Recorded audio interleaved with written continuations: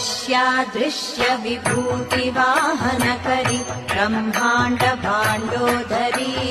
लीला नाटक सूत्रखेलनकरि विज्ञान दीपाङ्कुरी श्री विश्वेश मनः प्रसादनकरि काशीपुराधीश्वरी भिक्षां देहि कृपावलम्बनकरी मातान्नपूर्णेश्वरी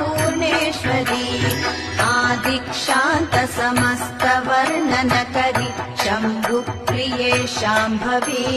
काश्मीरा त्रिपुरेश्वरी त्रिनयनि विश्वेश्वरी शर्वरी स्वर्गद्वार कवाट पाटनकरि काशीपुराधीश्वरी